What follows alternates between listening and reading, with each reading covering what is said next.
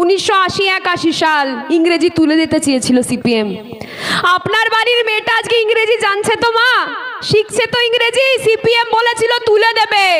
CPM আমাকে, আপনাকে, আপনার বাড়ির মেয়েটাকে ইংরেজি শিক্ষায় শিক্ষিত করতে চাইনি। শুনলেন বন্ধুরা ছোট অগ্নিকন্যার কথা। ছোট অগ্নিকন্যা বলছে সিপিএম চায়নি ইংরেজি শিখুক আমাদের পশ্চিম বাংলার লোক, পশ্চিম বাংলার যুব সমাজ ইংরেজি শিখুক। সিপিএম নাকি ইংরেজি তুলে দিতে চেয়েছিল। সিপিএম কখনো চায়নি আমি, আপনি, আমাদের বাংলার মেয়েরা ইংরেজি শিখুক। কিন্তু আজকে যোগ্যদেরকে পথে বসিয়ে রেখে অযোগ্যদেরকে দিয়ে বাংলার ছেলে মেয়েদেরকে যে কী ধরনের ইংরেজি শেখানো হয়েছে তা আজকে বাংলার সাধারণ মানুষ খুব হাড়ে হাড়েই বুঝতে পারছে। রাস্তায় বসে আছেন চাকরি প্রার্থীরা, আর সেখানে এক শিক্ষকের কাণ্ড কি করছেন তিনি দেখবেন। থাকছে সেই ছবি। প্রধান শিক্ষক তিনি আসেন না স্কুলে, তিনি যান